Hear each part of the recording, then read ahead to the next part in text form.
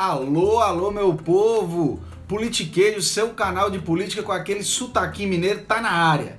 Eu sou João Gabriel Prates, falo aqui de Teófilo Otoni para todos vocês aí no Brasil e nesse mundão de meu Deus, né? Pois é, meus amigos, Politiquejo começou esse 2020 metendo o pé na porta e fazendo programas especialíssimos para vocês aí que nos acompanham. Hoje vai ser mais um deles, né? Mais um episódio da nossa série de entrevistas. Hoje nós vamos conversar sobre cinema, com uma diretora de cinema mineira que anda quebrando paradigmas aí na sétima arte. Aqui nós não brincamos não, meu amigo. E deixa eu te falar uma coisa. Antes da gente começar esse vídeo, eu queria pedir para vocês curtirem a gente aqui no YouTube, clicar no sininho para receber as nossas notificações e também para vocês seguirem, né, pessoal, a gente no seu aplicativo lá de podcast preferido. Nós estamos no Spotify, no Apple Podcast, Google Podcast e também no Android Podcast. Aí fica a sua escolha, beleza? Estamos também em todas as redes sociais com conteúdos fresquinhos. Vamos parar de seguir só a galera fitness e os ex-BBB aí e dar uma moral pra gente construir junto esse canal, beleza? E aí, por fim, lembrando que o nosso projeto de financiamento coletivo continua no ar. É só acessar apoia.se/politiquejo e a partir de R$5 por mês, pessoal, que é menos do que uma coxinha Coca-Cola no centro da cidade, você já ajuda a gente a financiar esse canal e ajuda a gente a continuar produzindo esse conteúdo bonito, beleza? Então roda a vinheta que hoje é dia de cinema aqui no Politiquejo.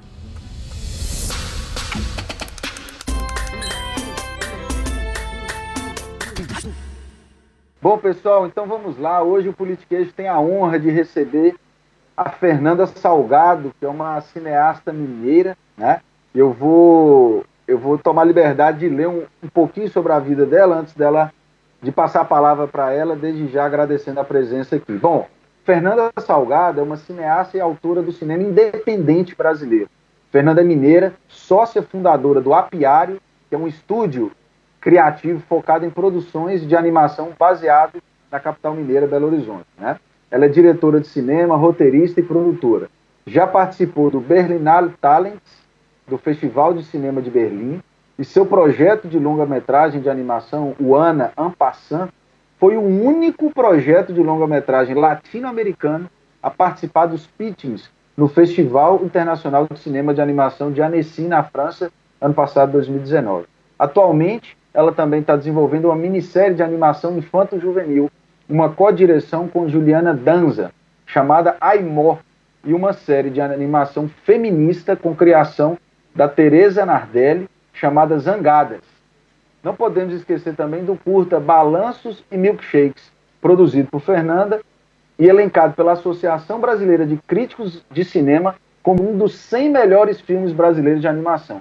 Bom, gente, vocês estão vendo que o currículo é pesado, recheado e enche Minas Gerais de orgulho, né? Então vamos ao que interessa, não vou gastar com vocês, vou gastar mais o ouvido de vocês com a minha própria voz. Então vamos lá, Fernanda, bem-vinda mais uma vez, é uma honra aqui para o Politiquejo. Ei, João, tudo bem? Eu que agradeço o convite, estou muito feliz de estar aqui conversando com você. Muito bem, beleza, Fernanda. Então vamos lá, dando sequência àquela metodologia que a gente vem utilizando, né, nas entrevistas, a nossa equipe de redação preparou algumas perguntas, né, para que a gente pudesse conduzir aqui o nosso bate-papo para aproveitar da melhor forma possível para os nossos ouvintes, para os telespectadores do YouTube, do podcast. Muito bem, vamos lá. Bom, Fernanda, eu queria que, antes de tudo, você contasse um pouquinho mais de você, da sua história, né, e saber, para as pessoas que estão assistindo o vídeo, né, como que você passou a se interessar pelo cinema, quando esse interesse surgiu, e assim, é possível, né, fazer cinema, acreditar no cinema, e o que a pessoa, enfim, quais habilidades talvez que as pessoas têm que ter ou desenvolver para virar uma cineasta? Uhum.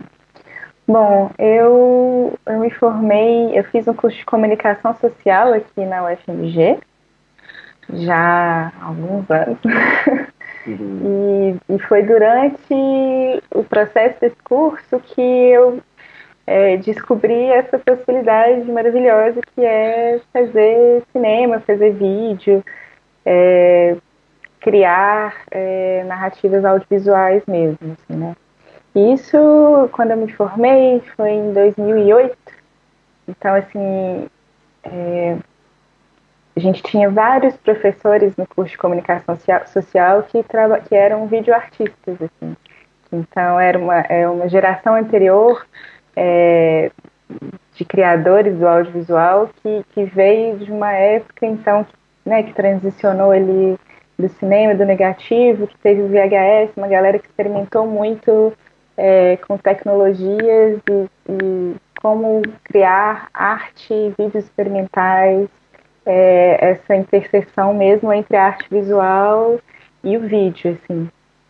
Então, a gente veio um pouco na herança desses professores, dessas experimentações. Era também uma época em que estava começando aqui uma fase muito interessante do cinema mineiro, especificamente, que era dos documentaristas e dessa interseção, então, do documentário com artes visuais, com artes plásticas, um documentário que tem um olhar mais voltado para o cotidiano, para as coisas, né, para assuntos e questões menores, assim. Então, foi exatamente nessa época que eu passei pela universidade e tudo isso me fez me interessar, então, por essa perspectiva que, assim, é muito maravilhosa mesmo de produzir filmes, produzir vídeos. E aí, assim, o que, nesse momento, quando a gente estava ali, eu e um grupo de amigos, nos formando e terminando a faculdade, começando então, uma carreira profissional, que a gente decidiu continuar trabalhando com cinema, com produção de vídeo, fazendo curtas-metragens, fazendo vídeos publicitários, né, assim, em toda uma gama de produções audiovisuais, como profissão de fato. O nosso interesse, né, depois de todo esse caldeirão de influências, a gente acabou se interessando muito pela produção do cinema de animação, ficção, cinema de animação principalmente, desde lá 2008 até hoje. Nós formamos o Apiário, que é um estúdio criativo aqui de BH, nós somos 4 amigos que nos formamos juntos lá em 2008, que então estamos nessa área, nos altos e baixos dessa área, né, do cinema no Brasil, e encontrando narrativas e projetos que nos interessem. Entendi. Pô, só uma dúvida, assim, para quem está nos assistindo e que às vezes foi atraído aí pelo seu currículo, queria que você desse um testemunho pessoal, assim, você sempre quis ser cineasta ou você queria ser jornalista e descobriu o cinema? Você era daquelas crianças que andavam com câmera, queria filmar tudo? Como é que é, assim? Como é que foi esse despertar? É muito engraçado, porque o curso de comunicação social era um curso que você entrava e descobria o que você queria fazer, definia, né, a sua particularidade, o seu foco durante o processo do curso. E durante os 4 anos do curso eu quis ter todas as opções, praticamente.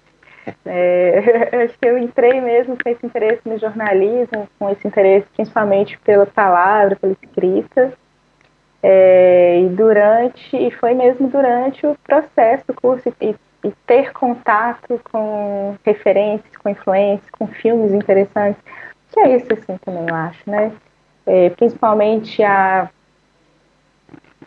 16 anos atrás, a gente também não tinha tanto contato com coisas muito diferentes, né? Então você tinha uma perspectiva, uma visão do que era cinema muito específica, né? Filmes enormes, filmes estrangeiros, filmes caros, produções muito difíceis. Então, entrando na faculdade, tendo contato com outros tipos de possibilidades de produção, te faz ver que não, que na verdade tem um universo inteiro de formas de criar, de contar histórias e de experimentar estéticas, experimentar visualmente, sonoramente. Então, assim, tem muita coisa que você pode fazer dentro do audiovisual. Eu acho que hoje em dia o panorama, a perspectiva é outra. Assim, a gente já tem muito contato, todo mundo tem muito contato com muitas imagens, muito tipo de imagem o tempo todo. Eu acho também, né, que nos últimos anos o cinema brasileiro também teve uma alavancada muito grande, então muitas coisas começaram a ser feitas e coisas diferentes, e é uma geração que já tem mais acesso a tecnologias, a formas de produção. É mais fácil você querer fazer isso de fato, né, do que era há 15, 16 anos atrás. Mas então, e também o cinema tem muita coisa para fazer, tem interesse para todo mundo, né? Assim, você pode estar interessado então em escrever o roteiro, você tem mais afinidade pela escrita, por fazer uma narrativa, por criar personagens, ou você tem mais afinidade por fotografar, ou você quer ser atriz ou ator, você quer trabalhar com figurino, com maquiagem, com luz, com maquinário, então, com música, tem espaço para todo mundo. Assim, o cinema é uma arte que depende de muitas contribuições mesmo. Muito bom te ouvir, Fernando. Olha só, aproveitando, pegando um gancho nisso que você falou, eu vou até antecipar um pouco algumas perguntas que tinham sido feitas aqui para aproveitar isso que você falou. Eu queria que você falasse um pouco, realmente, então, do estágio, né, do cinema brasileiro atualmente. Porque, assim, a gente vê uma produção cinematográfica ser feita, a percepção, eu imagino, do grande público, seja a percepção de uma produção sempre, como você disse, né, o circuito blockbuster, né, o circuito dos shoppings e tal, brasileiro, sempre tem mais ou menos a mesma temática. Assim, é muito caro. Eu ouvi um podcast, até fazer uma propaganda grátis aqui, o Segurança dos Direitos, trazendo uma abordagem cinematográfica do crime, né, enquanto um fenômeno abordado no cinema. Então, assim, o Tropa de Elite foi um fenômeno social mesmo, né? E eu queria que você falasse não só desse estágio do cinema brasileiro, mas desse lado, assim, de fomento de uma realidade econômica mesmo, né? Que o incentivo ao cinema produz uma engrenagem econômica muito grande. Sabe? A produção de um filme, como você bem falou, envolve muitos profissionais. Eu queria que você falasse como é que você vê isso no Brasil, principalmente no Brasil atual, e qual a importância, né, de políticas de fomento da sétima arte. Eu acho assim, primeiro que hoje em dia produz-se muito cinema no Brasil. Isso é resultado de alguns anos, né, já de políticas públicas, de incentivos, de entender exatamente como que essa engrenagem do cinema funciona, do que ela precisa para funcionar. Desde o momento que você tem lá, né, uma ideia incipiente, então passa por uma etapa de desenvolvimento, uma etapa de produção que é longa, e aí o filme está pronto e ele tem que circular. Então é toda uma cadeia necessária que existe e que tem que ser fomentada para existir mesmo, assim. Inclusive, não só para existir, mas para que todo mundo que paga por esses filmes, né, para que todo mundo se beneficie desses filmes também. Então, assim, tem-se, né, o cinema brasileiro, acho que talvez hoje em dia nem tanto. Tivemos épocas em que esse estigma era muito pesado, né? Não se faz filme bom no Brasil. Ah, não vou ver filme brasileiro. Só para ir no cinema ver filme brasileiro, eu não vou ver. Inclusive, nacional é um gênero, né? Nacional é um gênero. Então, assim, acho que isso tem diminuído. Temos bons filmes brasileiros e, né, assim, a gente acabou de ver aí Minha Mãe é uma Peça 3 com uma bilheteria enorme, as maiores bilheterias do cinema nacional. Então, assim, acho que essa perspectiva está mudando também na cabeça da galera que vai ao cinema assistir filme.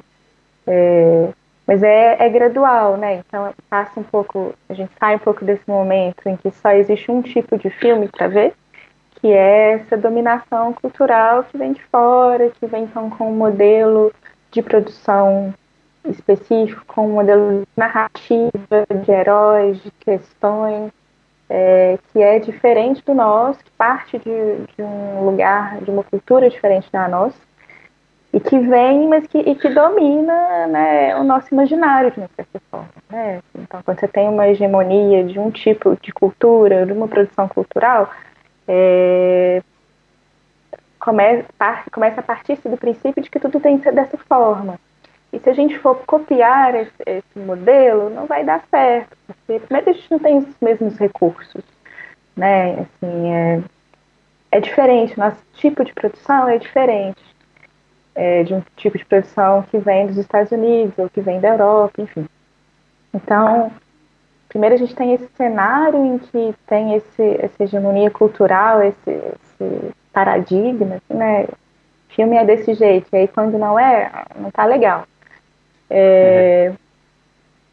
E aí, isso é um cenário que está mudando.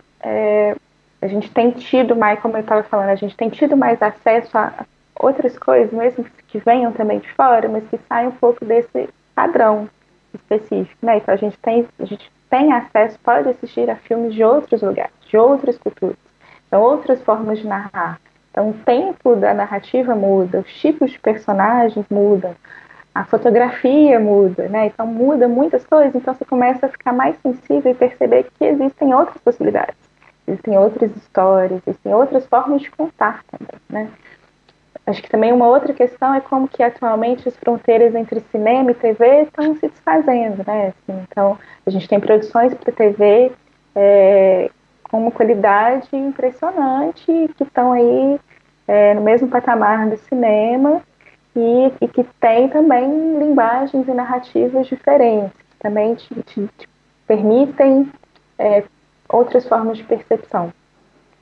E aí acho que mais significativamente aqui no Brasil é uma política pública já de vários anos que aumenta os incentivos públicos para capacitação de profissionais, para o desenvolvimento, para produção e circulação de filmes, né? Então, quando a gente tem um fomento na cadeia produtiva inteira cinematográfica, a gente começa a ter, então, mais filmes bem realizados e filmes diferentes, né? Assim, que agrada a gostos diferentes, pessoas diferentes, no norte do país e no sul do país. E aí é claro que a gente sempre tem algum nível de desigualdade entre regiões, entre grupos sociais, entre gêneros, né? Assim, isso faz com que a gente talvez não atenda a todos os grupos sociais, a todas as regiões, existem fatores limitantes, mas com uma produção maior, com mais recursos, a gente tem um imaginário mais diverso, mais diversificado, de várias das regiões do país, de vários personagens diferentes, né? Então aí a gente tem comédias, tem dramas, tem documentários, animação. A gente começa a perceber que os curta-metragens também são modelos, formatos valiosos, super importantes de cinema, filme de arte, e aí gêneros que são os mais diferenciados possíveis, mistério, horror, ficção científica, né? Coisas que há alguns anos atrás você nem conseguiria imaginar que teria aqui no Brasil. Então, assim, há muita coisa sendo feita e há muita coisa ainda a se fazer.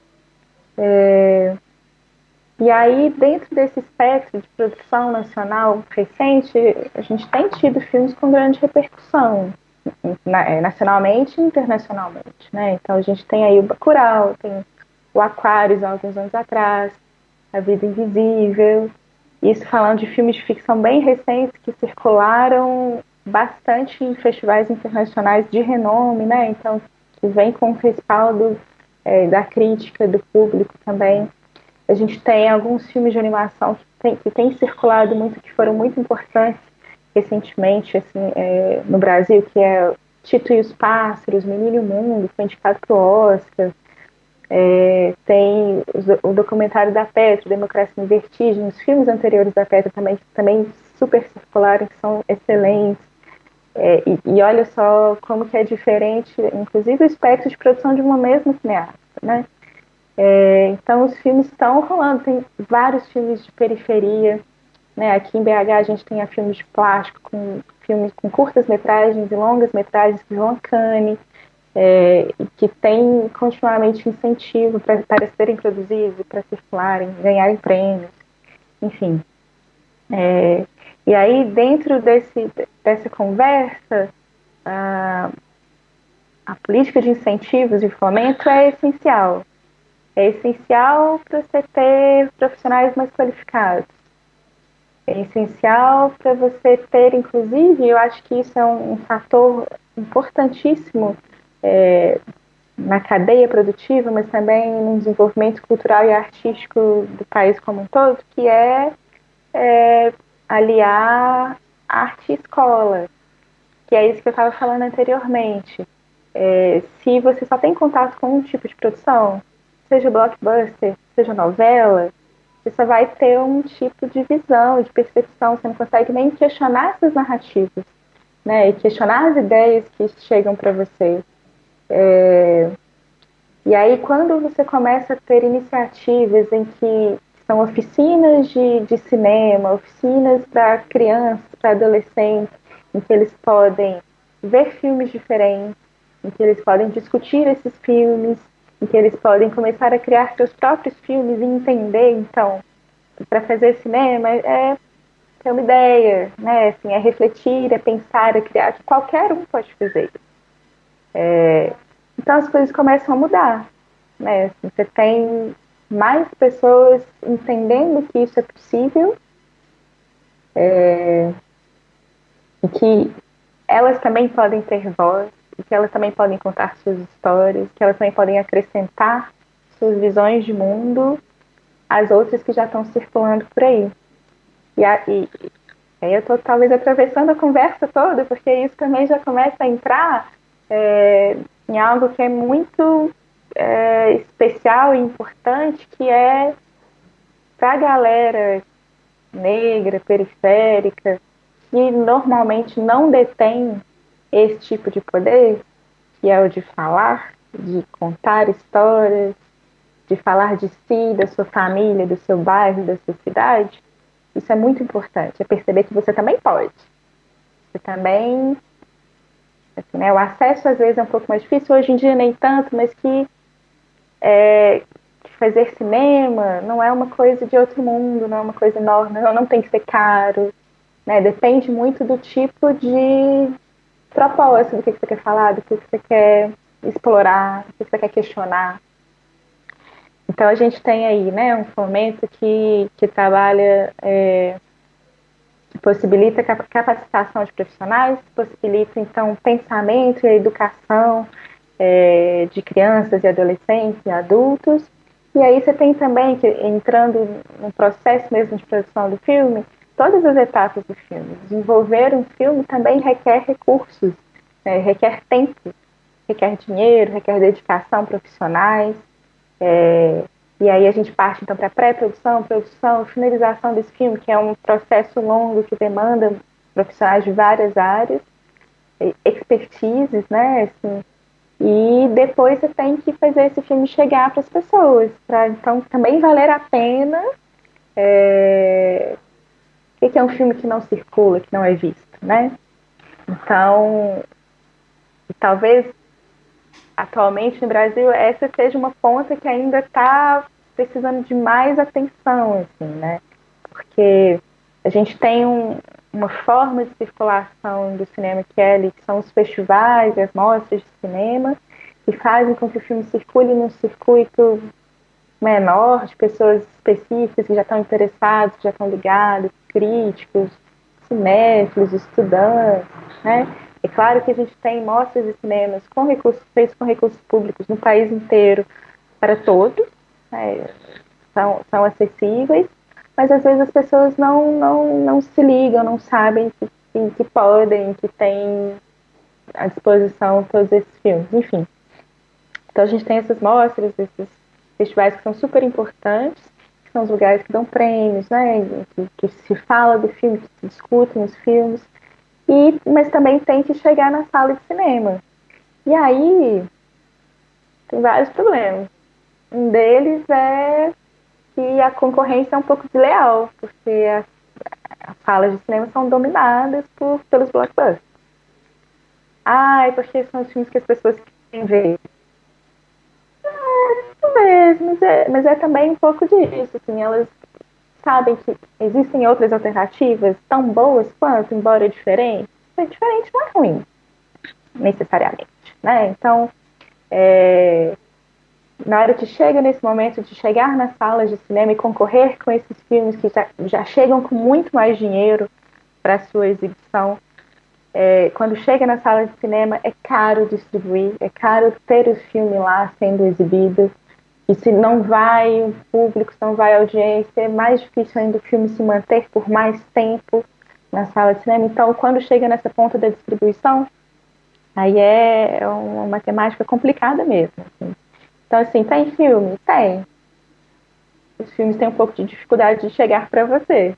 Eles concorrem com filmes muito maiores, com muito mais recursos, e aí é um pouco difícil de você ver esses filmes. Tem possibilidades, né? Alguns chegam nas salas de exibição, e aí tem também canais de TV que estão interessados e que têm, inclusive, que exibir os filmes nacionais. Né? Isso foi uma política pública de demandar e determinar que uma cota de tela, X% de produções independentes nacionais tem que ser exibidas. Isso é um tipo de fomento importantíssimo, super necessário, e que inclusive faz com que exista mais demanda de produções nacionais, então empreguem-se mais pessoas, mais coisas sejam produzidas, o dinheiro circula, a gente consegue fazer mais, consegue fazer melhor, porque tem mais dinheiro. Então, é uma cadeia, uma engrenagem, como você disse, que depende, sim, de políticas públicas, de incentivo, de fomento, mas que também contribui para a economia do país, e contribui não só para a economia financeira, mas para a economia cultural e artística. Né? A gente está aqui criando nosso próprio imaginário, com as nossas histórias, com os nossos personagens, com Ariano Suassuna, né, e bombando na TV, nos cinemas. E é isso, é criar espaço para a gente falar da gente. E aí a gente pode falar da gente do jeito que a gente quiser. A gente pode falar da gente em filme de ação. A gente pode falar da gente em comédia escrachadona. A gente pode falar da gente num drama, que parece uma novela. Ou então num filme de arte, ou então num documentário, uma biografia de um artista, ou de uma personalidade política, uma animação infantil, uma animação adulta. As possibilidades são inúmeras, são várias. E, assim, fomentar o cinema, fomentar a arte, é fomentar as pessoas. É fomentar a gente olhar para a gente mesmo e discutir as nossas questões, nossas dúvidas, nossos amores, nosso estar no mundo, assim, né? Muito bem, pessoal, foi uma aula e tanto aqui, que maravilha de abordagem. Eu costumo dizer que cultura tem que ser item da cesta básica, né? Eu acho que quando a gente fala que as pessoas não gostam de alguma coisa, é muito forte isso, né? Porque muitas vezes as pessoas não foram apresentadas, né? Ninguém acorda e fala assim, vou gostar de Super-Homem, né? Vou gostar de narrativas em que o personagem norte-americano salva o planeta da destruição toda vez, assim. Ninguém acorda nessa nisso, as coisas vêm chegando, a informação vem chegando, e realmente você deu uma lição para todos nós aqui. E é engraçado até quando a gente ouve é engraçado, né? Quando você fala, ali tem uma sala de cinema alternativo. Bom, alternativo depende do referencial, né? É alternativo para isso que está posto, mas para outras pessoas é inclusive a primeira opção. Enfim, mas pegando um gancho nisso que você falou da desigualdade, tanto de distribuição e da concorrência, enfim, a gente preparou aqui uma inquietação nossa e que, né, fazendo estudo, preparando aqui para a entrevista, que é a desigualdade realmente no próprio mercado, no próprio setor, né, de produção cultural. Você está aí com o projeto de animação, né, da Ana Ampassan, e vai ser um dos primeiros filmes de animação brasileiros dirigidos por uma mulher negra. Ao mesmo tempo que é uma alegria, né, principalmente da gente aqui te receber e abrir esse espaço, isso demonstra claramente as desigualdades, como você bem falou, de gênero e raça que existem dentro do próprio setor, né? Só uns dados aqui para a nossa audiência aqui qualificada. De acordo com a Ancine, em 2018, apenas 20% dos filmes brasileiros contaram com direção exclusiva de mulheres. No relatório Increasing Inclusion in Animation, que descreve a participação de mulheres na produção de filmes de animação, apenas 3% dos filmes de animação produzidos nos Estados Unidos entre 2007 e 2018 foram dirigidos por mulheres, apenas 3%, gente. E nenhum deles foi dirigido por mulheres negras. Então, Fernando, eu queria que você, até com esses dados, né, eu queria que você falasse um pouco dessa desigualdade, do machismo, né, assim, as dificuldades de transpor esses obstáculos, e que você falasse também um pouquinho da personagem, né, para que a gente já comece a conhecê-la. A Ana, eu sei que ela tem um pé na França, BH, eu queria que você falasse um pouquinho também para a gente aí. Bom, bom, sim, assim, pensando aqui na nossa realidade de produção de cinema brasileiro, a gente percebe essa discrepância de gênero e raça de uma forma muito clara quando a gente percebe que a gente teve apenas 2 filmes lançados comercialmente no Brasil dirigidos por mulheres negras em toda a história do cinema brasileiro. Foi Dois? dois. Em 1984, a gente teve uma ficção da Adélia Sampaio, que é Amor Maldito, e aí, quase 30 anos depois, em 2017, a gente teve um documentário que é O Caso do Homem Errado, dirigido pela Camila de Moraes. Assim, não, isso dos filmes comercializados. Então, né, assim, filmes ainda são produzidos, mas os filmes que chegam no cinema, na tela, para você assistir, para todo mundo assistir, foram apenas 2. De fato, até hoje, que eu saiba, não tem longa de animação produzido por mulheres negras no Brasil. Então, assim, a gente tem uma disparidade muito clara. Primeiro, em termos do lugar da mulher no mercado, na produção cinematográfica, assim, né? É muito engraçado que, inclusive, esses estudos citam também um outro dado que é quando as mulheres e os homens, né, das pessoas que estudam cinema, que estão se preparando, se formando em cinema, na sala de aula, a proporção é quase a mesma. Ou, às vezes, são mais mulheres do que homens. Porém, quando chegam no mercado de trabalho, a balança muda. Temos mais homens e mais mulheres. Ou temos mais homens em posições chave, em posições de poder, de tomada de decisão. Temos mais homens diretores, temos mais homens diretores de foto, temos mais homens produtores executivos e mais mulheres em outras funções que são consideradas mais femininas. Diretora de arte, ou então produtora, né? Assim, é muito engraçado perceber, ler esse estudo, é um estudo longo que foi publicado no ano passado por uma iniciativa que estuda mesmo a inserção das mulheres no mercado de trabalho de cinema, que então, como que as mulheres são percebidas? Por que que produção é vista como uma função inata para a mulher? Porque as mulheres gostam de cuidar, as mulheres são mães, que as mulheres conseguem fazer multitasking, ser mãe de um bando de marmanjos no equipe de cinema. Então, assim, né, existem questões, é isso, assim, a mulher numa posição de poder, de tomada de decisão, ela é confiável. Tem depoimentos que dizem isso, que colocam isso como supostos motivos para que as mulheres não estejam à frente das produções, que elas não estejam dirigindo os filmes. Isso, assim, né? O cinema é uma indústria que movimenta muito dinheiro, que demanda muito dinheiro, então mulheres são confiáveis, tá aí, tá nisso, né? Assim, nesses estudos da Ancine, nesses relatórios, a gente percebe que tem mais mulheres como diretoras de documentários, ou tem mais mulheres dividindo, né? A proporção de mulheres que dividem esses cargos de direção com homens melhora um pouco. Mas para mulheres dirigindo solo, cai mesmo. Então, assim, o que pode ser feito, o que está sendo feito? Primeiro, assim, aqui no Brasil a gente tem políticas públicas. Novamente, recentemente começamos a ter editais que tinha então uma pontuação maior para projetos que fossem liderados por mulheres, liderados por pessoas negras, liderados por pessoas indígenas, né? Ajustar a balança um pouquinho para compensar uma desigualdade que está estruturalmente posta, né? Então, o que são os cargos de liderança? É roteiro e direção. são os cargos artísticos, né? Principalmente nessa etapa de proposição de projeto.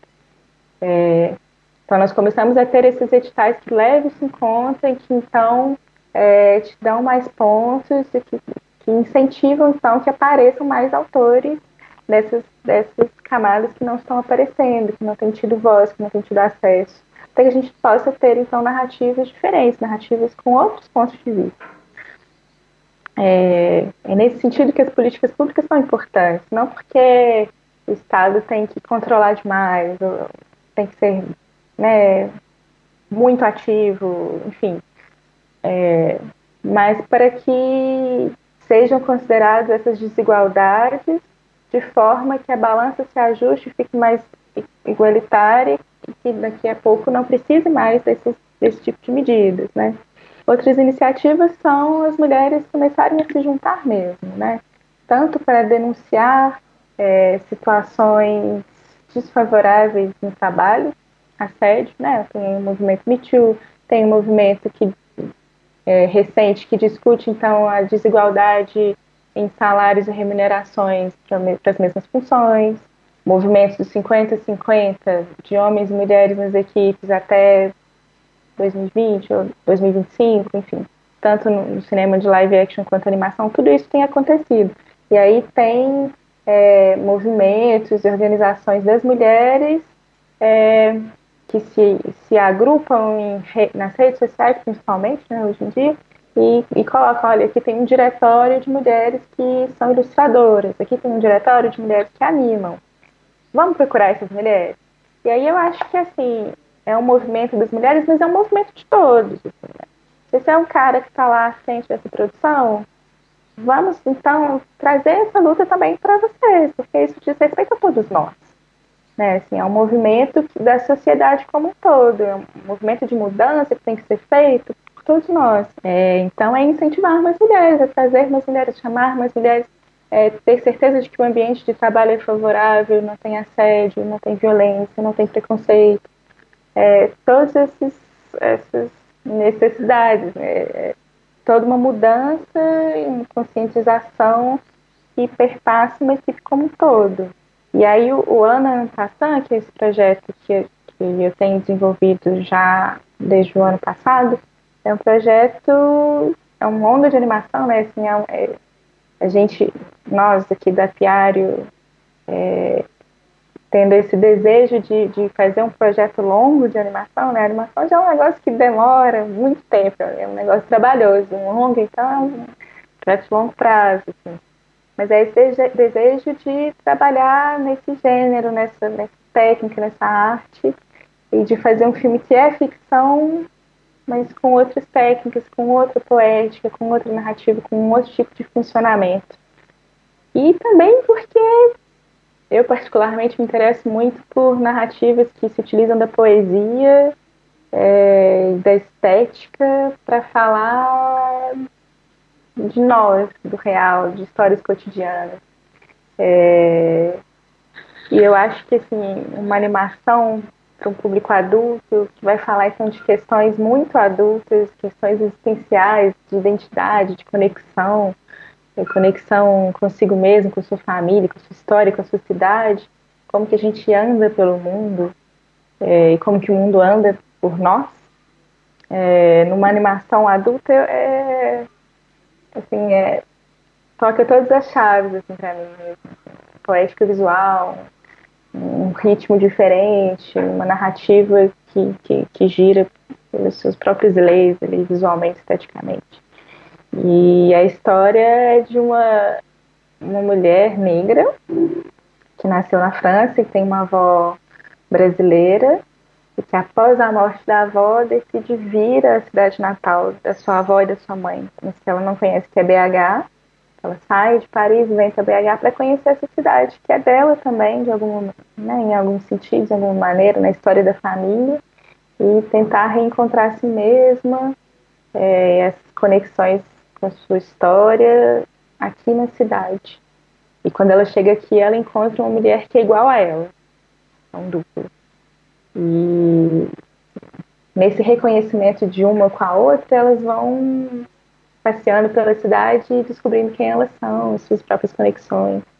Então, assim, é um projeto muito especial para mim, porque ele parte dessa premissa poética, dessa premissa estética, parte de questões que eu acho que são muito prementes, muito importantes para mim, e porque é um filme com protagonistas negras, assim, e é um filme fantástico, ela encontra um duplo. E é um pouco isso, assim. Por que não um filme fantástico com protagonistas negros?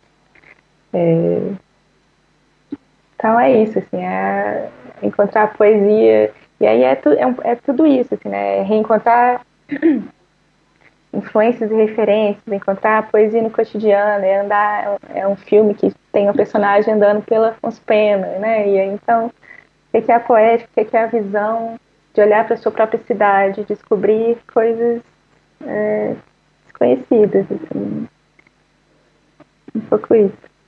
Não, maravilha, já tô curioso para assistir. Vou estar na primeira fila com certeza. Eu acho que eu tenho lido o escritor, historiador lá do Rio de Janeiro, né, o Luiz Antônio Simas, ganhou o prêmio Jabuti com o dicionário social do samba, acho que esse é o título, enfim. Ele fala muito das miudezas, né, e da potencialidade criativa das miudezas da cidade, né, ou seja, que o cotidiano ele é um manancial de arte, de poesia, enfim. Com certeza a Ana vai trazer um toque francês para BH e BH vai dar a ela um cenário ideal para essa história que nós já estamos ansiosos para conhecer. Bom, já caminhando para o nosso final, infelizmente, né, eu criei um podcast, um vídeo de 4 horas aqui, a gente ia falar muito ainda, tem muitas inquietações aqui sobre a arte. Eu queria que você fizesse um panorama final, assim, sobre a importância, que já falou muito a respeito das políticas de fomento do setor, mas eu digo de políticas sociais também, como iniciativas, né, o Bolsa Cultura, iniciativas para trazer a pessoa, não só de trás da tela para garantir o filme, mas também da sociedade para garantir que as pessoas estejam dentro das salas de cinema como um vetor cultural, né? Qual a importância disso para essa formação, como você falou mesmo, para essa narrativa e para esse entendimento nosso, né, de quem nós somos no mundo. E uma dúvida que eu tenho, assim, como você vê, você fica à vontade aí para dizer, como você vê o movimento do streaming. Você acha que o streaming ele vai ajudar ou ele é só mais um a reforçar essas desigualdades de acesso? Ou seja, só tem acesso ao streaming quem historicamente também tem acesso às salas de cinema, ou o streaming também não garante essa diversidade, ou seja, a concorrência continua desleal lá. Enfim, como é que você vê isso? Foi bom que você voltou nesse assunto das políticas públicas, no fomento, no incentivo, que é algo que eu queria também ter mencionado e que acabou me escapando, foi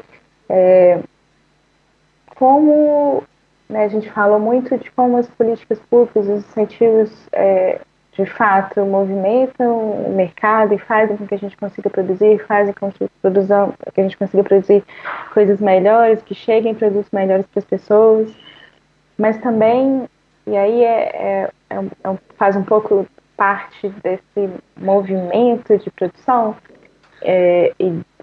de ter um respaldo, que é um pouco também o contato com os mercados internacionais, assim, né? Hoje em dia, a produção cinematográfica passa também muito por um contato constante com outros países e outros produtores, outras instâncias produtoras, festivais, enfim, porque passa por um movimento também de desenvolvimento, de laboratórios, de eventos de mercado em que você se coloca em contato com, com outros produtores que têm outras experiências, que às vezes vão entrar junto com você na sua produção, né, e fazem coproduções, né, que então uma empresa do Brasil junto com uma empresa de outro país, de outro país, de outro país, se juntam, juntam esforços, juntam equipe, juntam dinheiro para produzir os filmes. E aí então os filmes circulam mais. né, tem possibilidade de circular mais e de, então, ter contato com mais pessoas, de ter crítica, né, e aí você entra um pouco numa maquininha que faz com que os filmes caminhem mais, tenham mais respaldo, vão a mais lugares, atinjam mais pessoas. A Ancine, nos últimos anos, também começou a ter um foco nesse tipo de desenvolvimento também, entendendo como que isso é uma parte fundamental atualmente das possibilidades de produção. Porque é isso, né? Assim, um orçamento, um esforço de produção de um filme é algo grande, é algo caro, depende muito do seu projeto, é claro, mas às vezes, e não necessariamente, precisa que a gente consiga financiar isso sozinho aqui. A gente pode financiar isso com outros países, com recursos de outros países. E aí, então, a gente traz dinheiro, traz recursos para cá e traz também uma troca, um intercâmbio de conhecimentos, de formas de fazer melhor, formas de distribuir melhor, como que o seu filme vai. Eu acho que, né, no fim das contas, o objetivo maior é fazer com que o seu filme, que você passou anos e anos e anos criando, com muitas pessoas, muito dinheiro, atinja o maior número de pessoas possível. E claro, ganhe reconhecimento, porque aí você consegue fazer outros filmes. Né? Então é uma maquininha, é uma engrenagem que circula e que se alimenta de si mesmo, e também, mas que também precisa de apoio, de recursos. E essa questão das políticas públicas, dos incentivos fiscais, isso não é uma coisa que é exclusiva do Brasil. Na verdade, isso está no mundo inteiro. Né? Assim, os países têm fomento para os, né, protegem suas indústrias porque entendem que são peças fundamentais da economia mesmo e também protegem os seus patrimônios culturais, suas formas de criar e de ver e de discutir suas realidades, seus próprios imaginários. Né? Então, é um patrimônio tanto financeiro e econômico quanto cultural, que é então protegido pelo Estado, pelos governos, de forma a que seus produtores consigam produzir, consigam exibir também. Então não é só no Brasil que a indústria não é autossuficiente, isso não se sustenta, na verdade. E aí, em termos de políticas sociais que não sejam necessariamente do que a gente já discutiu, né? De fazer com que as pessoas consigam entender e descobrir como que uma imagem é feita e o que está envolvido na narrativa dessa imagem. Qual que é a política de fazer um filme. E aí, o que eu estou falando de política? É de política narrativa mesmo, porque quando você está escrevendo uma história com personagens específicos, você está deixando coisas de fora. O que você coloca dentro é tão importante quanto o que você coloca fora. Isso é discurso. E não tem discurso inocente ou sem lados. Então é interessante também que as pessoas tenham à sua disposição as ferramentas necessárias para que elas possam refletir e pensar, e discutir, questionar essa narrativa e esse discurso que está sendo posto. Por isso que a educação é importante em vários âmbitos e não poderia deixar de ser também no cinema, no vídeo, na propaganda, no audiovisual. Então, né, a gente está circundado de imagens, todas essas imagens têm discursos, têm políticas. Então, dar recursos e ferramentas para as pessoas para que elas possam ler esses discursos de uma maneira mais informada é importantíssimo. Para além disso, é também importantíssimo que as pessoas tenham recursos para ter acesso a esses produtos culturais que são produzidos. Hoje em dia é muito caro ir ao cinema, né? Assim, então, tem, tem iniciativas que são importantes como Bolsa Cultura, que é isso, né? É fazer com que as pessoas tenham contato mesmo com formas diferentes de arte. Não só cinema, mas também dança. E também exposições de arte, também, sabe, livros.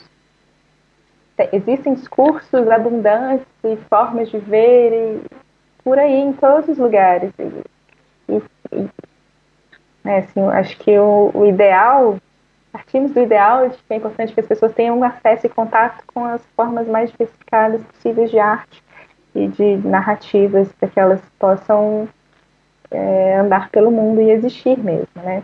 Para além desse tipo de política que fornece recursos financeiros mesmo para as pessoas poderem ter acesso a isso, tem algumas iniciativas que são super interessantes, que é mesmo de...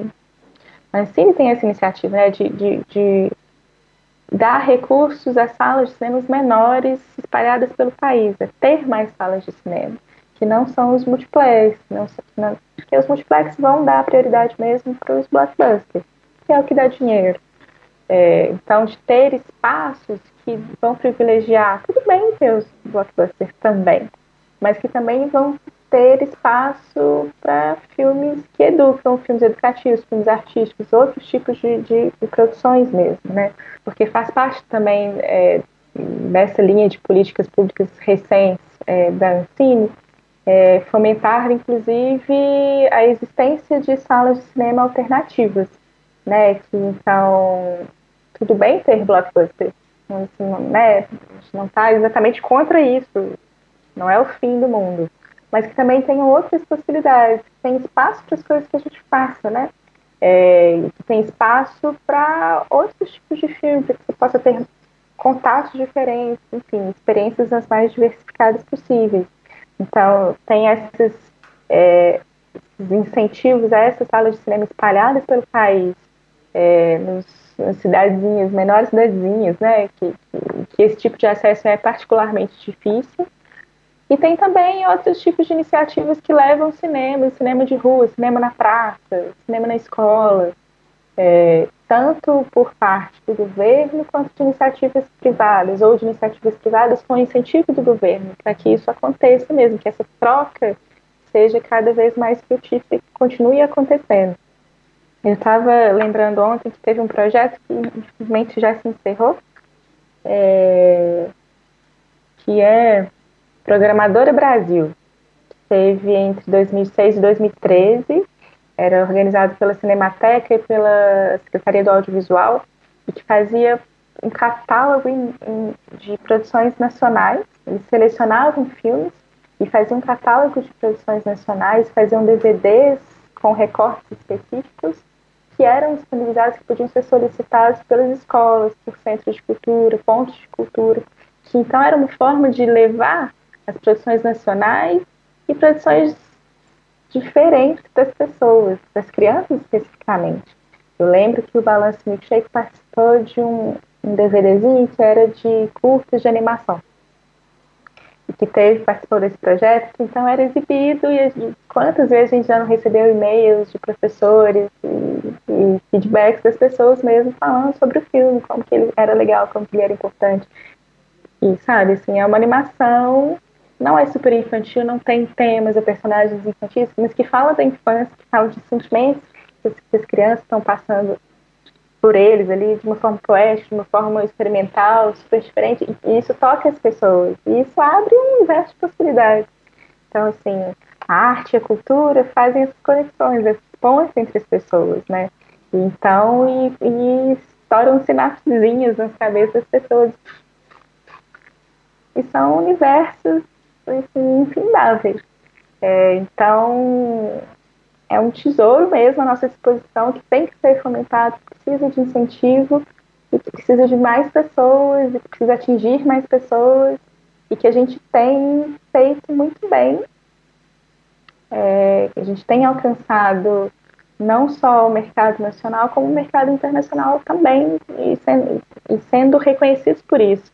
Em 2018, no Festival de Animação de Annecy, foi o ano do Brasil.